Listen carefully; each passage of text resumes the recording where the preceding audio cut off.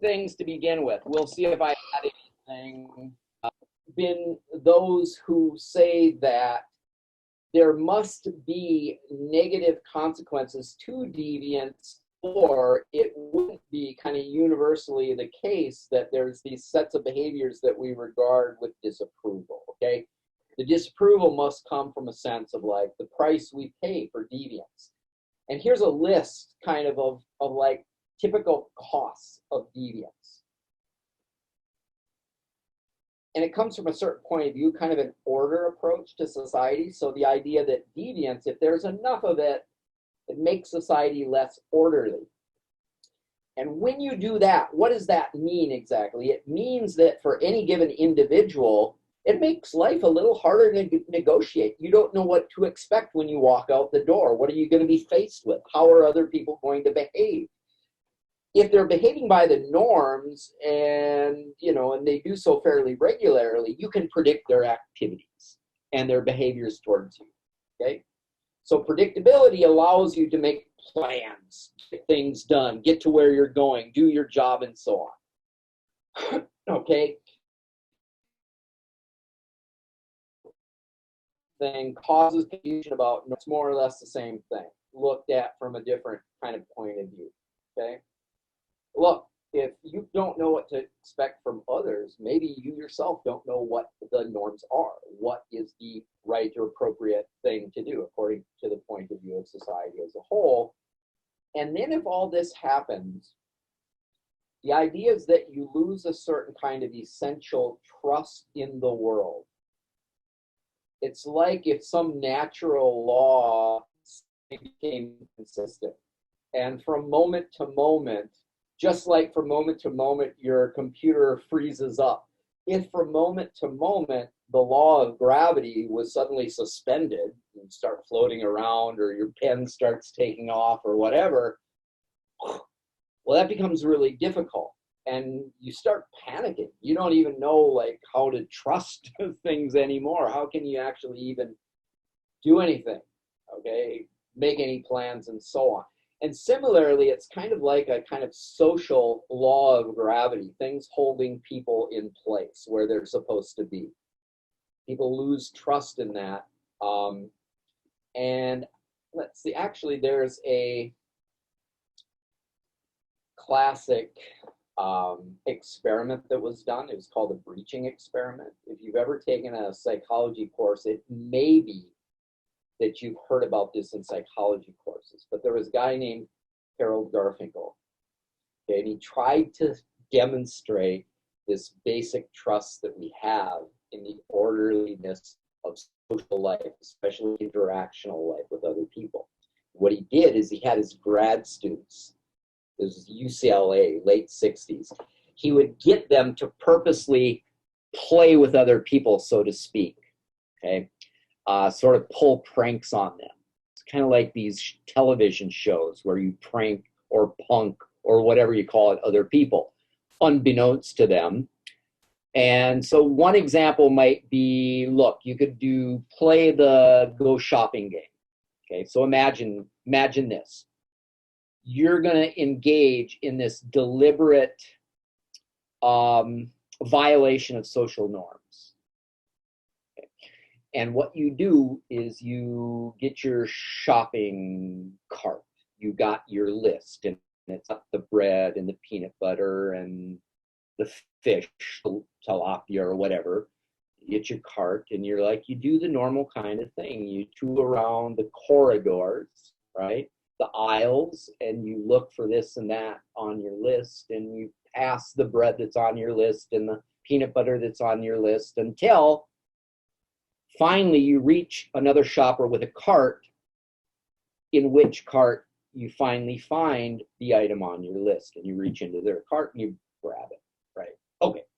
So what does another person do? What would I do in a situation like that?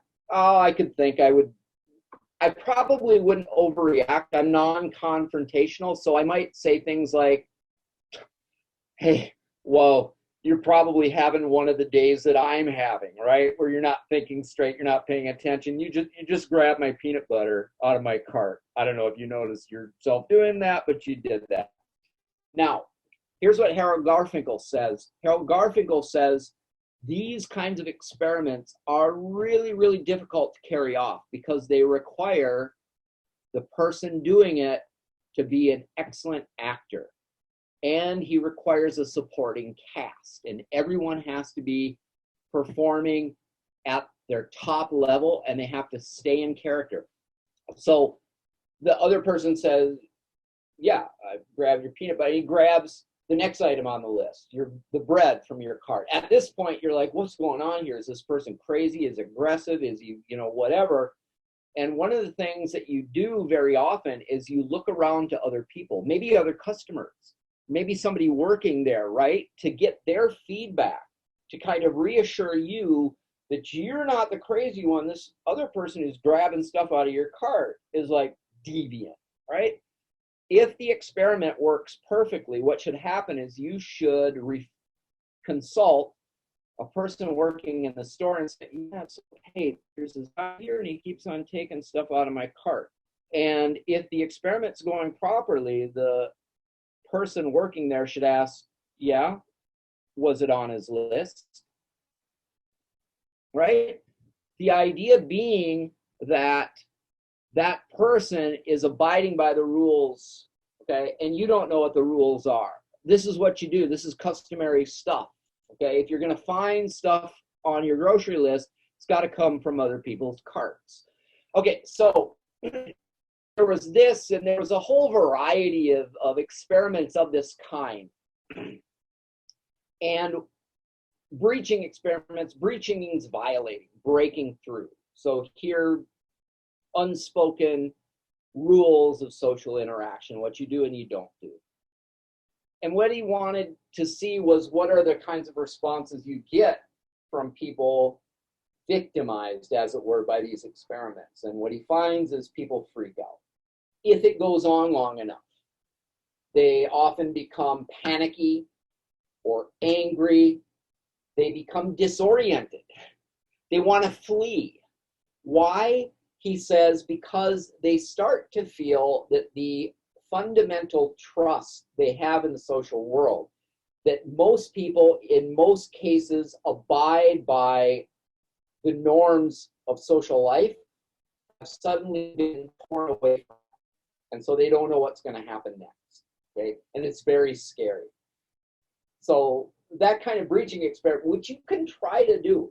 Students enjoy trying to do these experiments themselves, but if you think about it, it's probably never going to happen with the kind of success that I just mentioned, because everything has to happen correctly.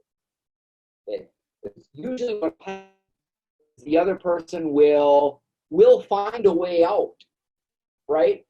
They'll explain it away. They'll say, well, you're just crazy. Yeah, you're just nuts. You're deviant. Right? Or they will find another person who will say, yeah, I don't know why I was doing that. I would just leave them alone, right? You find some kind of narrative or explanation or story that restores your own view that you understand how social life works. Okay. By the way, just in passing, I don't know if anybody's ever found themselves in a situation like that or actually did some breaching like that and it worked, okay? But that's kind of one of the staples of a certain kind of sociology are these breaching experiments.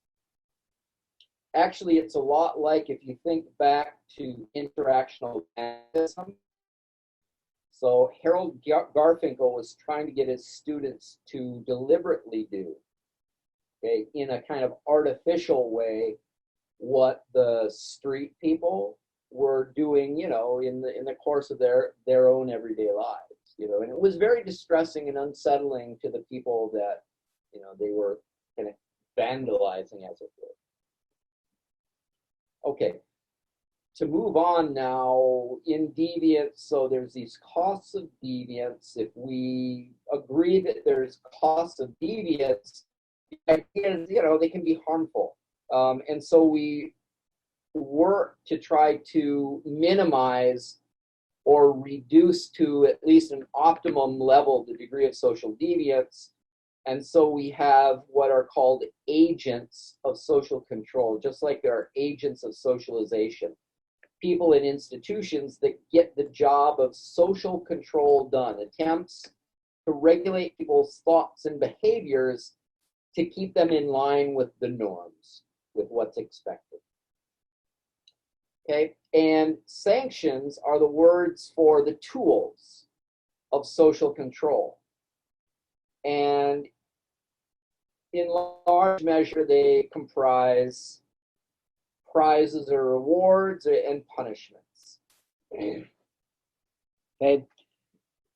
Now, none of this is surprising. The thing to keep in mind is this distinction between formal and informal kinds of social control. Okay.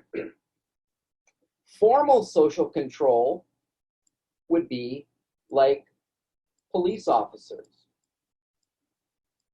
judges, prosecutors, members of the criminal justice system, that is, paid professionals of social control. They're there to explicitly enforce the laws, norms that found their way into explicit archival or documentation, right? And the rewards usually for, abiding there is you don't get fined, right? You don't get punished. You don't get sentenced. Okay, so like fines, penalties, imprisonment, and so on. Those would be formal sanctions. Now, one of the truisms, that is one of the observations that people have more or less agreed is true, is that the bulk of social control, most social control in society is and perhaps has to be, in a normal state of affairs, informal. So informal social control is what we do to each other every day. What we do is we police each other's behavior and we send little signals and feedback to each other about whether or not we're crossing the line between normal and deviant, and doing it in a way that, how do we do it? We do it by all kinds of subtle, non-verbal, sometimes verbal cues. Somebody says something and it just doesn't strike you as being appropriate, out of place or whatever. Maybe tells a joke and maybe you groan, maybe you raise your eyebrows, maybe you whisper behind the person's back in a way that allows them to, perceive that that's being done. So you broadcast in one way or another your disapproval of their behavior. And we do that, right? We're pretty sensitive to behaviors of other people. We're pretty vigilant, and we have all kinds of little tools like that are at our disposal. And so the idea is that since formal social control is costly in a literal sense, right? It requires resources and salaries and personnel and so on and so forth, right? That we hope that most social control can happen through this informal route. And if you take a look at societies where you don't have police forces or courts or other kinds of criminal justice system dimensions, like real small societies, hunter-gatherer societies, almost all of their social control is of this informal sort. Right? And they have, a society that on the whole obeys, the norms as much as other societies. Okay, so you might think about that. It'd be interesting to observe yourself and other people and think about, oh yeah, how much social control policing are they doing during the course of the day? How much of my own behavior is being policed in that way, and how responsive am I to it? And I think if you take a look, you'll notice, oh yeah, you pretty much toe the line. You kind of obey, these cues for the most part. Okay, sometimes you push at them. Okay, let's see. Let me unshare and then share again. Move on to Okay. Here's what I'm going to do very quickly. There are two bodies of theories for explaining deviance, for giving an explanation, a causal explanation for deviant behavior that becomes criminal, okay, that walks the line, crosses the line between the legal and the illegal. And we'll call those individualist approaches. Okay, those are the ones that tend to be not sociological in a full sense of the term, and then sociological ones. So individualist ones can take a look at biology, the psychology of individuals, and simply ask, what is it about individuals? What's in their brains? What's in their heads? Okay, what was in their genes even? Okay, that explains why they have deviated, why they haven't obeyed sort of these normative, that is norm related rules of behavior. So there's this guy named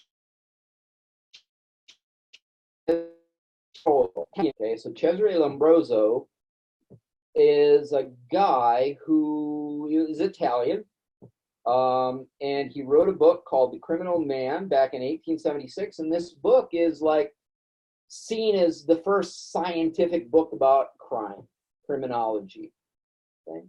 And he had a story that basically it's part of their biology.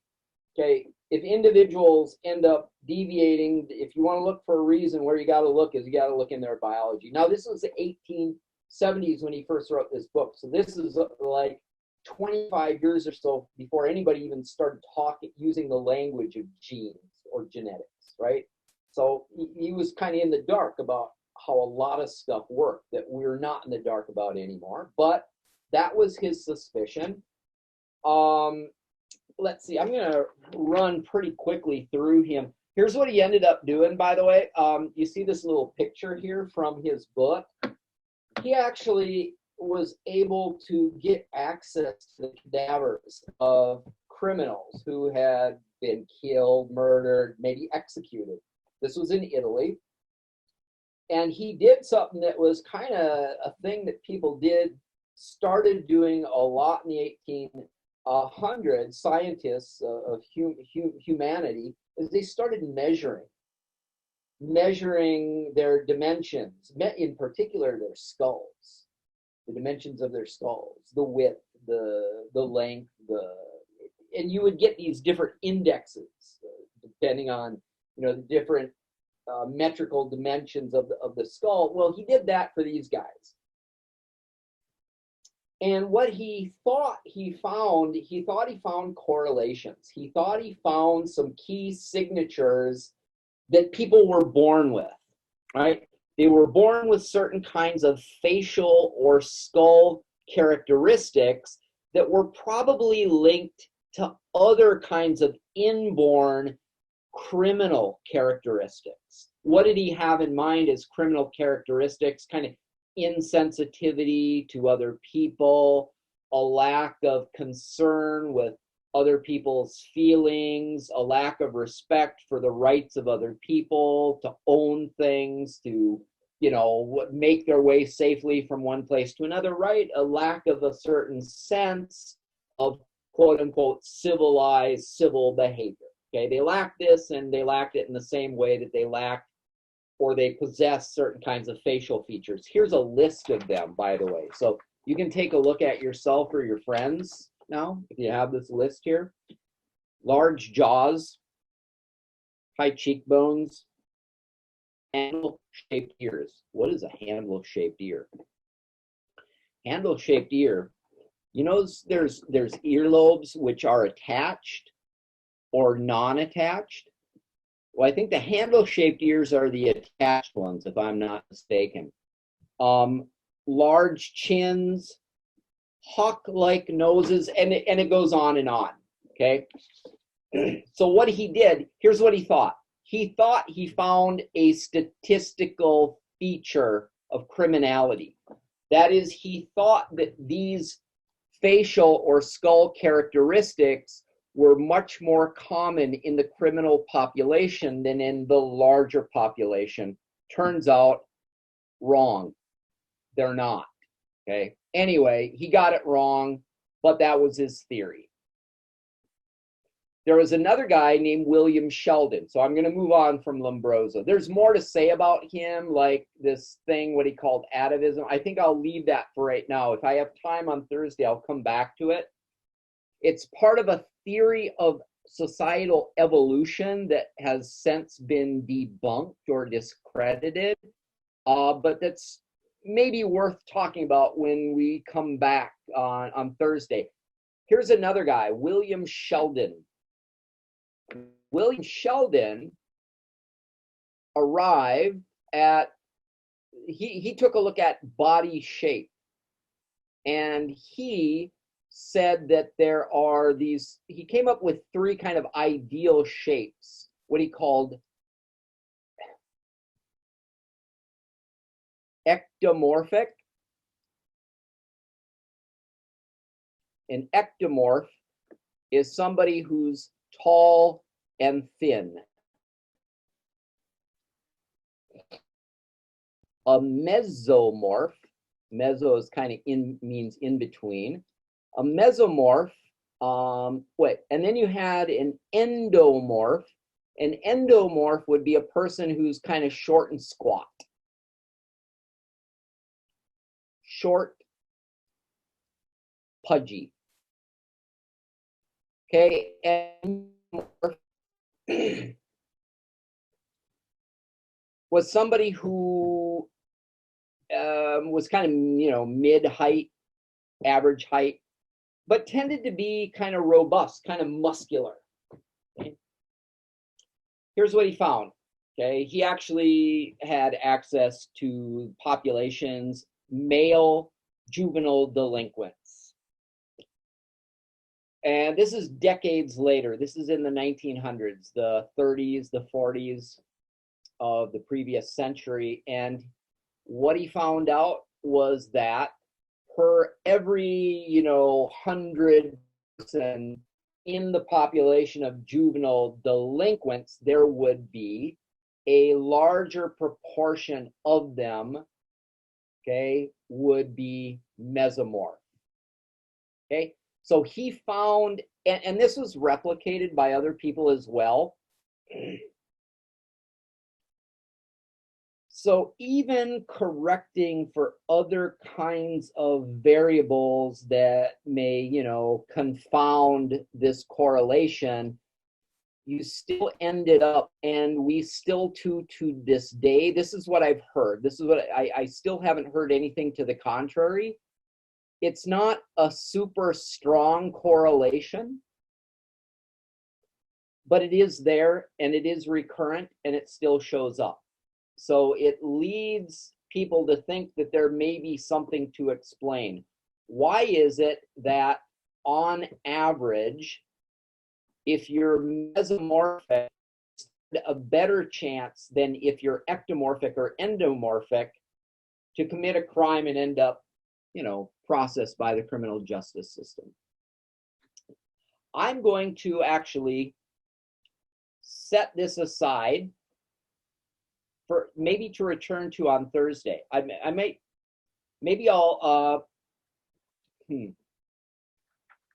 That's a possible discussion question. Okay. And you can look in your book. Actually, your book addresses the point. Some people actually, they confronted that question. Why might it be? Why might it be that on average, people with this body type, not tall and thin, not short and squat, but more like, robust, strong, that kind of thing, has a greater chance of ending up behind bars, okay? It's not dramatic, it's not huge, it's not, but overall, statistically, okay? So you might think of some reasons. Okay, so that's biology. These are individualist theories. You're just looking at the individual themselves. Then you can look at, like, if you're coming from psychology and you're in criminal behavior, your question might be principally what kind of patterns of thought, what kind of predominant personality features, what kind of ways of looking at the world and rationalizing or not inappropriate or illegal behavior. What mental processes lead people towards criminality?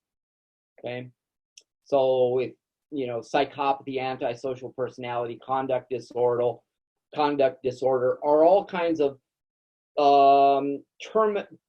bits of terminology that psychologists have developed to talk about these kind of mental states and patterns. Now, I'm going to mention, this will be the last thing I'll talk about today.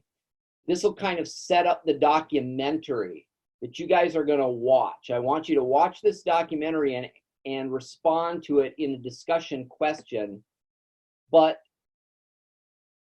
a number of years ago, a couple decades ago already, there began to be developed what's called gene by, the X means by, environment interaction studies.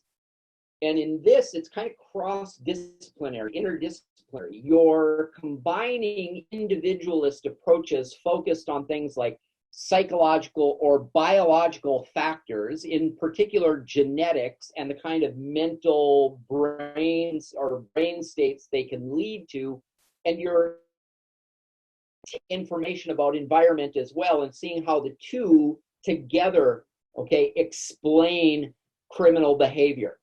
These guys, Caspian Moffat, way back when, this was kind of a landmark paper. They first, I believe, if I'm not mistaken, it was either an Australian or a New Zealand population of juvenile delinquents or young people, males first and foremost, population of males with criminal records. And what they did is they were able, through saliva samples, to genotype them, okay, to take a look at their genome and notice if there was anything special about this population that distinguished them from the general population in their genes. And they did.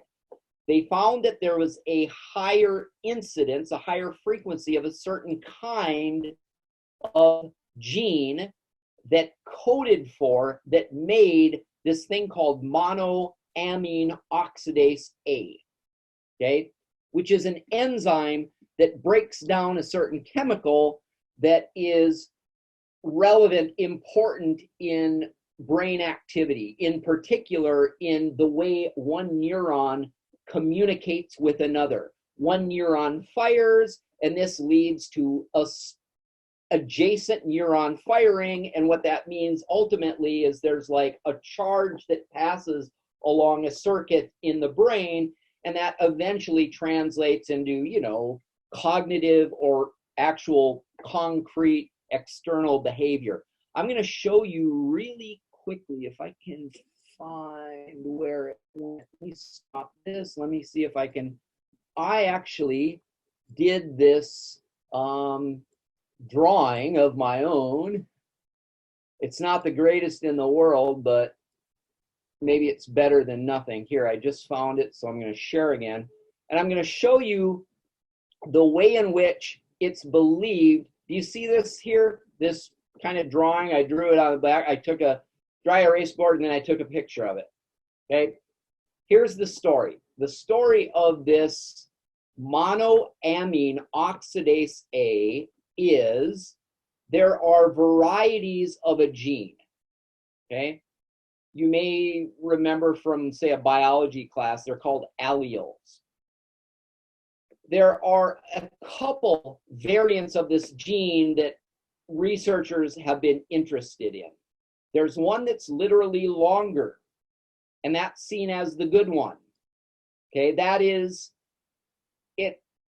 The bad one is the shorter gene, like literally the sequence in your DNA.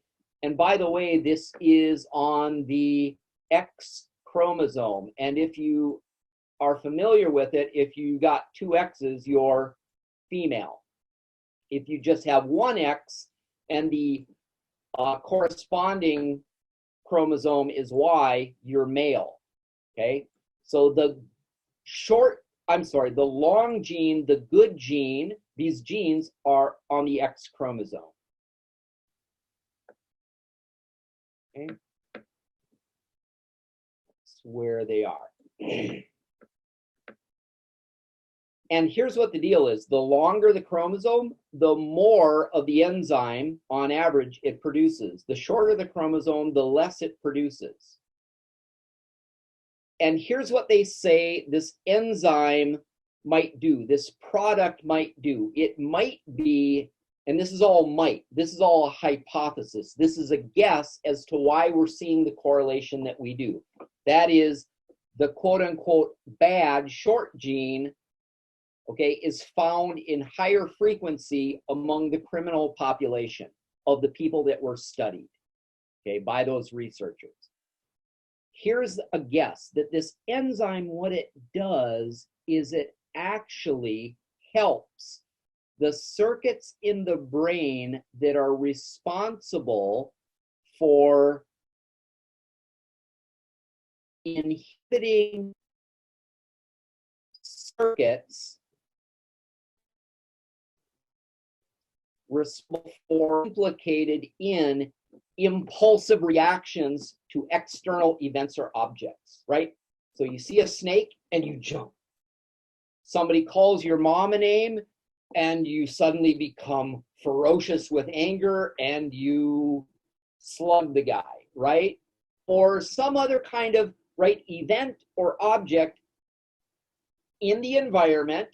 The idea is that areas lower in the brain, lower structures in the brain are more directly responsible for mounting a response to events and objects that are threatening or aversive, negative, and so on. So you react to them, you respond to them. And what this enzyme does that is produced by these MAOA genes, what they do is they help, quote unquote, just using a metaphor, they kind of lubricate the circuits in the brain that originate higher up in what's called the cortex, the frontal cortex in particular. That if you got more of this stuff, it helps the higher brain go into the lower brain and say, hold on. Rather than react, rather than hit, rather than run, rather than say anything, just stop. And let's think about this, right? So in other words, these are kind of self-control enzymes, or they're enzymes that maximize or aid or facilitate self-control in the brain. And if you got more of it, you probably, on average, other things being equal, have more of this self-control capacity. So by the way, it turns out, as far as we can see, females don't have this as an issue. There isn't any correlation that they found between the bad gene, like if you got the short one, and, you know, some greater incidence of female, criminality. And people have said, well, that's because females already have 2 of these X's. That means they actually have an extra, even if they get the short one, they got 2 of them. They got a pair of them. The males would only have 1 then. And so there's actually less product. So females as a population, as a whole, if there's anything to this, if it's correct at all, they have, more of the good kind of gene, okay? Okay, now it turns out, as you'll see in this documentary, okay, so a lot of this information will be repeated in the documentary. So hopefully getting it 2 times, this way and in the documentary will help clarify things for you. This, by the way, is still ongoing research. I think there's little less direct research on this stuff than there was, say, like 2 decades ago, but it's still a piece in the puzzle, overall puzzle of what they call gene by environment interaction. Okay, so I'm going to go from there and go back to, I'll finish out going back to the PowerPoint, if I can locate it again. Here's what I want to show you that, so that was cool for people to start saying, oh, geez, we can actually see something in the genes that seems to be implicated in the brain that seems to be responsible for certain kinds of behavior. Ah, wow, okay. Biology, it's doing its job. But then here's what they find. What this chart shows, if you take a look at these, so this axis right here, the x-axis, what the hell did I just do? That goes back there.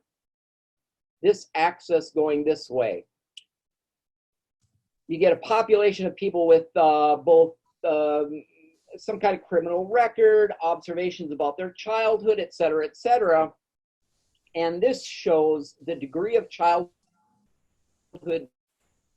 treatment near for corporal punishment, abuse, being exposed to criminal or otherwise disruptive behavior on the part of parents and their associates, and so on and so forth. Basically, the greater the childhood trauma and disruption as you move out, and how that relates to overall criminality later on, having to do with like your records in school, juvenile detention centers, criminal prosecutions, and so on. And there's 2 lines up here. This dark line corresponds to the bad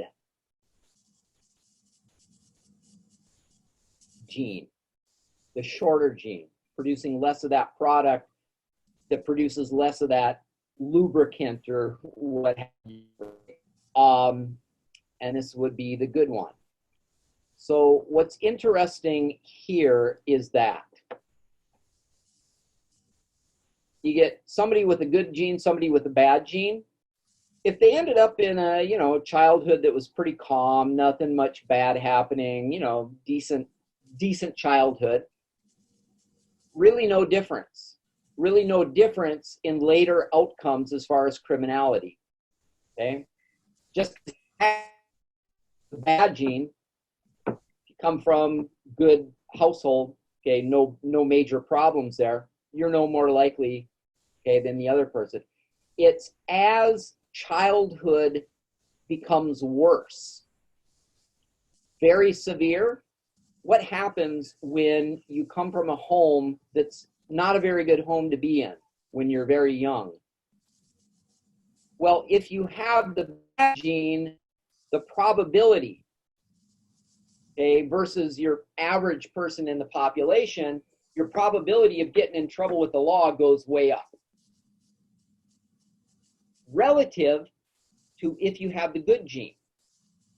Well, okay, so that's interesting. From the point of view of the researchers, what they're saying is that genes are not destiny. Whether or not you have the good gene or the bad gene is not going to predict whether or not you're going to get in trouble with the law later on. What's going to predict that, give us some kind of probability, is the interaction of the 2 factors. Is the gene profile, but also the environment growing up. Well, that's really interesting. That leads to all kinds of very, very difficult questions to answer, even for brain researchers, because it almost suggests that the kind of gene profile you have, if placed in a certain context, may actually lead to a certain brain architecture or circuitry that's more conducive to lack of self-control. Okay. Well, I mean, for our purposes, I think all we need to say is genes are not destiny. Do they make a difference? Yes. okay? Because you can tell just by the difference, between these two outcomes, average outcomes.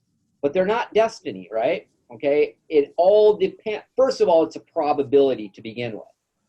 So even if you get the bad gene, you end up in a bad household early on, does that destine you? Okay, but like 100%, no. To criminality, no. It raises the probability, okay, but it's still not destiny.